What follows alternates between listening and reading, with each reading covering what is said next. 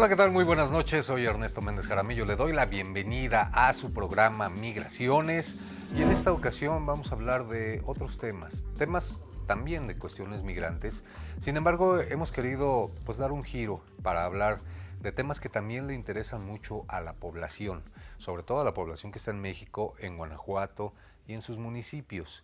Y uno de estos temas que es muy importante y en el que hemos querido abordarlo para decirle que se puede, pero también decirle que tenga mucho cuidado.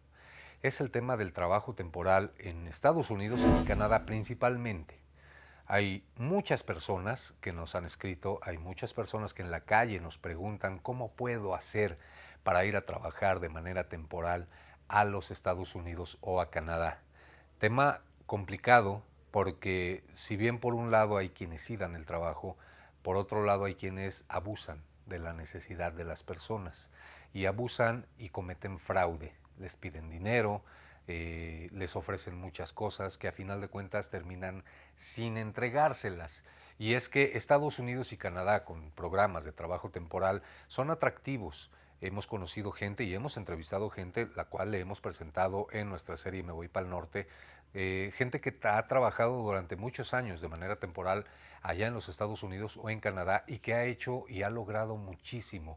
No es el sueño americano como tal, pero parte de este sueño sí lo han tenido. Han sacado adelante a sus familias, han podido poner un negocio acá en México o han podido pagarle incluso la escuela a sus hijos. Así es que este es el tema que vamos a hablar el día de hoy y para eso vamos a presentarle el testimonio de dos guanajuatenses, las cuales conocimos en su intento de buscar trabajo allá en los Estados Unidos. Cómo buscar trabajo en las redes sociales, cómo buscar trabajo en plataformas como Facebook, porque es donde se anuncian muchas de estas empresas. Ellas nos platicaron un poco de cuál fue su búsqueda y cómo es que dieron con una empresa la cual les estaba ofreciendo poder ir a trabajar a Canadá de manera temporal. Vamos a escuchar el primer testimonio de ellas.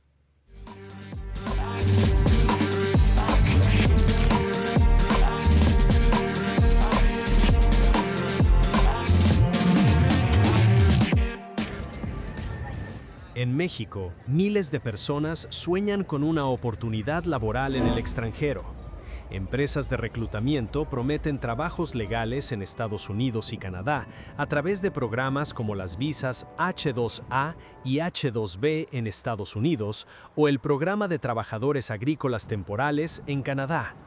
Estas compañías de outsourcing o reclutamiento contratan a mexicanos para roles en agricultura, hotelería y construcción, ofreciendo salarios que pueden triplicar los ingresos locales.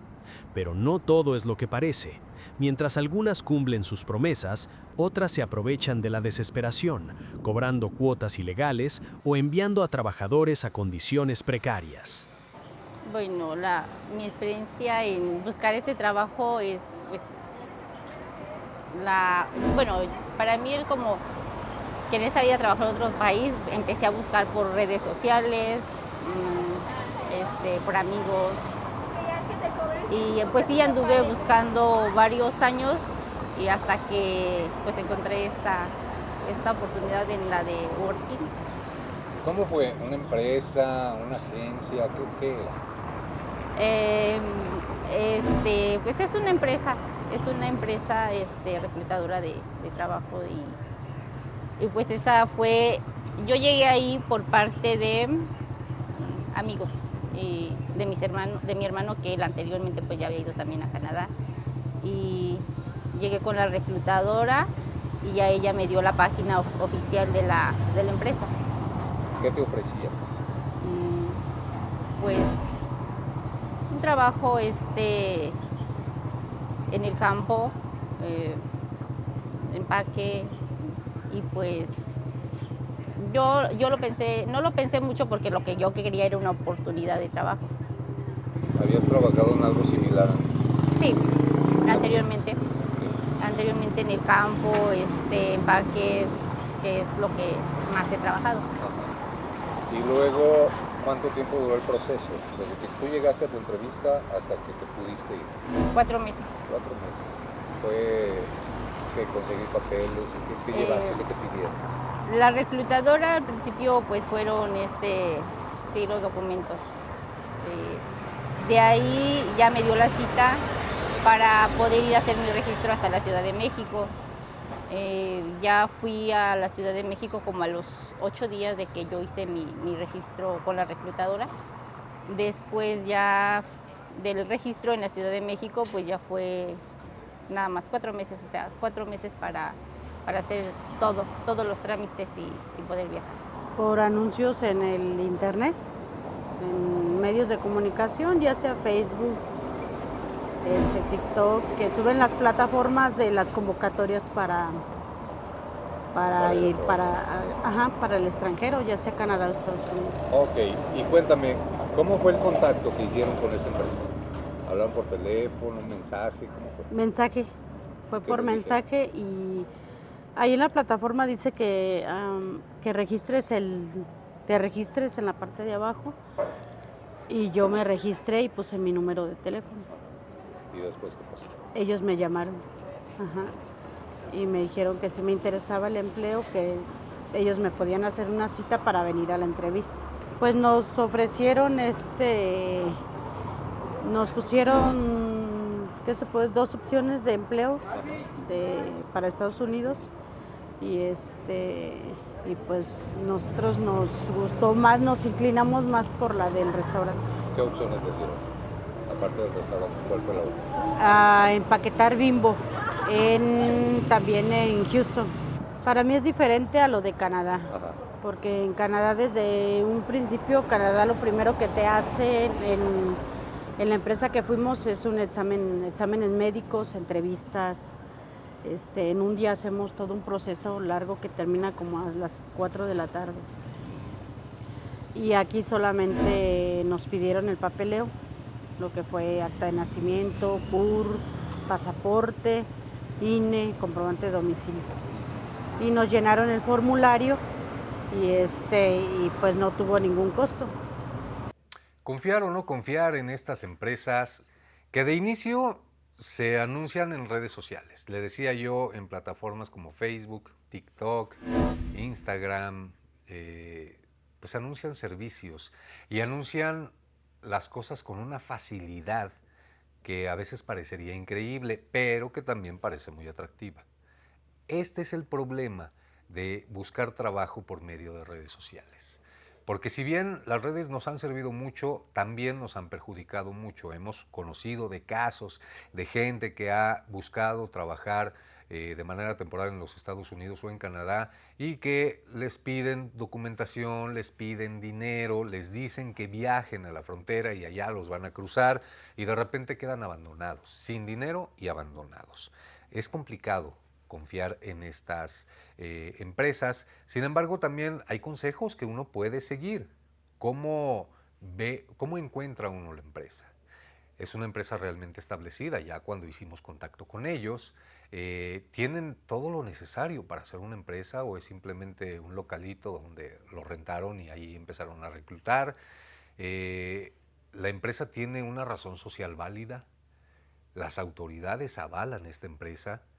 Aquí en Guanajuato, por ejemplo, podemos hablar a la Secretaría de los Derechos Humanos y la Subsecretaría de Atención al Migrante, donde ellos nos pueden ayudar a corroborar si estas empresas realmente son reales o es un fraude.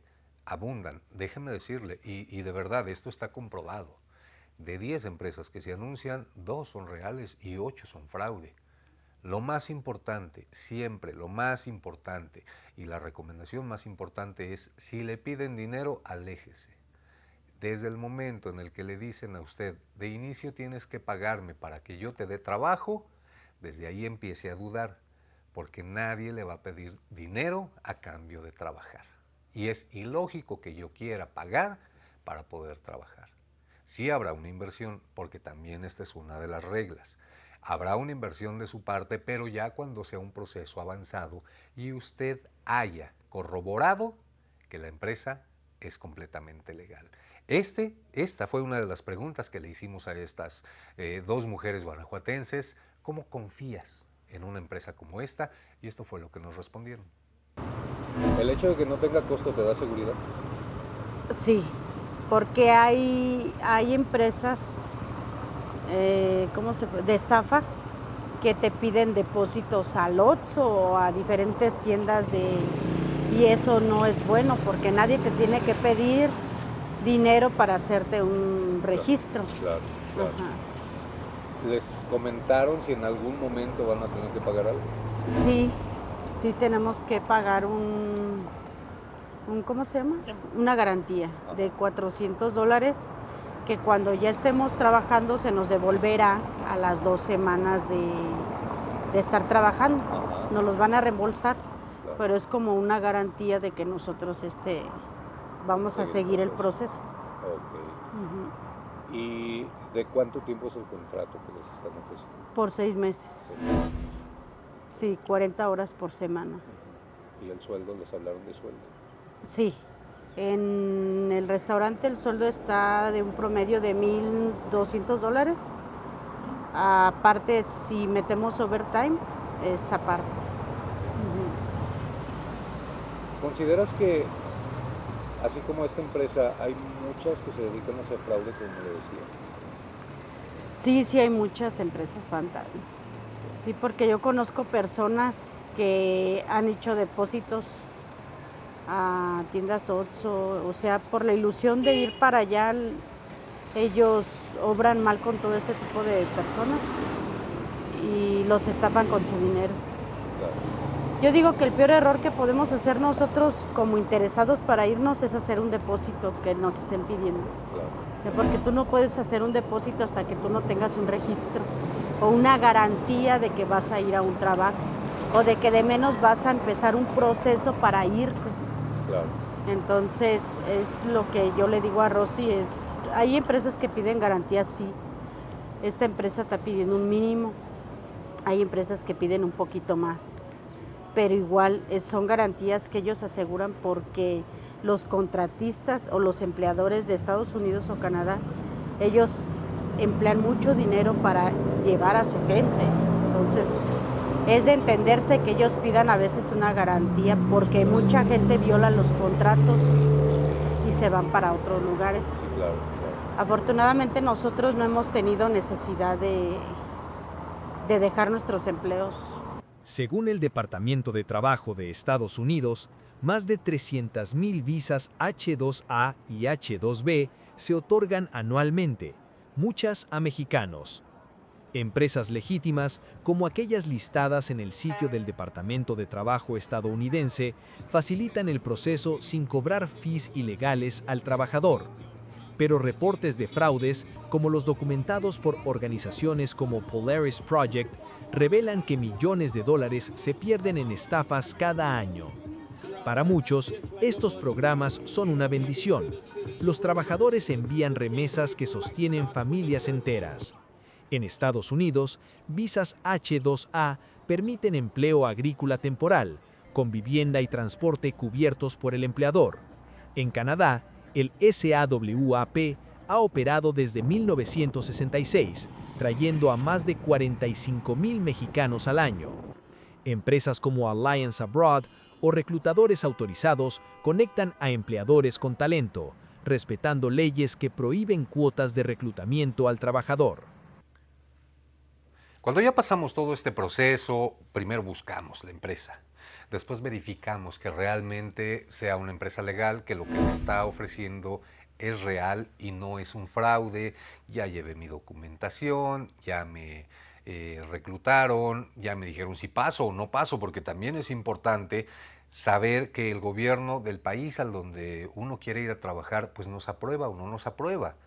Ya cuando nos aprobaron todo, ¿cómo es trabajar en el extranjero? Uno de nuestros testimonios ya había tenido la experiencia de trabajar en otro país. ¿Cómo es estar lejos de la familia? ¿Cómo es la capacitación? Porque son empleos a los que uno pues nunca ha ido. El pago es el real, nos pagan a tiempo, por ejemplo. ¿Hay respeto a los derechos humanos? No siempre son lo que nos ofrecen, no siempre es lo que nos brindan cuando llegamos allá. también ha habido muchos casos en la que la empresa es real, la empresa es legal, sin embargo, las condiciones de vida en ese país, ya sea Canadá o Estados Unidos, que son los principales países que aceptan trabajadores agrícolas o jornaleros, migrantes, pues muchas veces las condiciones no son las óptimas. Son 10, 20 personas viviendo en una sola casa, habitación de 2 o 3 recámaras. Es convivir con otras personas. Es estar 6 meses casi encerrados en un lugar porque no conocemos el idioma, porque no conocemos las costumbres, porque nos da miedo salir a las calles o a los centros comerciales o a distraernos un poco, porque el trabajo es muy pesado. Las horas que me dijeron que iba a trabajar realmente son las que voy a trabajar, o son las que marca la ley, o me van a hacer trabajar de más. ¿Cómo es todo esto? Le decía yo, uno de los testimonios que tenemos ya tenía esa experiencia y nos platicó lo siguiente. Pues sí, sí tuvimos que pagar lo de nuestro viaje. No fue mucho, pero sí, o sea, sí. ¿Tu viaje a Canadá o a México? A Canadá. Canadá. Y cuando llegaste a Canadá, ¿con qué te encontraste? Pues, bueno, para mí era pues algo muy diferente aquí. Pero iba pues con todas las ganas, o sea, la actitud de querer trabajar, porque pues prácticamente lo que queríamos pues era trabajar. Al principio dije, bueno, pues todo nuevo, vamos a ver qué tal. Pero pues sí, o sea, sí me gustó, sí, es algo, el trabajo muy bien. En las cosas que te ofrecieron, te dijeron que te iban a dar hospedaje, te dijeron que te iban a dar el trabajo, y cuando llegas, el hospedaje es como te lo esperabas. No, ¿Qué te ofrecieron y qué te encontraste? O sea, nos ofrecieron, pues sí, hospedaje, nunca nos dijeron cómo era, o sea, un hospedaje donde pues íbamos a poder estar, un lugar seguro, pero pues uno se imagina lo mejor, ¿no? Una casa. La mejor, sí, pero pues ya estando ahí, la verdad no. Sí fue como que mi decepción de que, ¿es en serio aquí voy a estar? Pero... Cuéntame cómo era. Pues es una casa, o sea, sí es una casa, pero en sí nada más tiene lo necesario. Aquí en México, pues sí es como que, decía yo, mi casa está mejor en México que aquí. Claro. Pero aparte pues... de vivir muchas personas. Sí, convivir con muchas personas, que igual pues no todas tenemos los mismos pensamientos, como que roces y no todos tenemos pues como que la misma facilidad de convivir. Sí. El choque cultural de ir a trabajar de manera temporal a Estados Unidos o Canadá es muchísimo, muy grande y se expande todavía más por una sencilla razón, porque vamos a trabajar a una empresa, a un lugar muy cerrado, en el que, primero, vamos a encontrar la cultura del país al que estamos llegando, la manera de trabajar, el trabajo que no conocemos, pero también vamos a convivir con gente de muchas nacionalidades o de diferentes estados de nuestra república. ¿Y qué pasa aquí? Que entonces son muchísimas cosas las que se nos vienen encima, porque está la responsabilidad del trabajo, la responsabilidad de ganar dólares, la responsabilidad de enviar dinero a México y la responsabilidad de convivir con todo este tipo de gente. Si a esto le sumamos todavía la falta de la familia, el haber dejado a los hijos, al esposo, esposa, a los papás en nuestro lugar de origen, esto se vuelve todavía más complicado. Son cuestiones de las que casi nunca se habla. La situación psicológica del migrante. ¿Qué siento al estar lejos de mi familia? ¿Qué siento al estar lejos de mi tierra? ¿Qué siento al perderme el cumpleaños de mis hijos? Al perderme la muerte de un familiar, la enfermedad, las buenas y malas noticias. Es un choque que para muchos migrantes es muy complicado.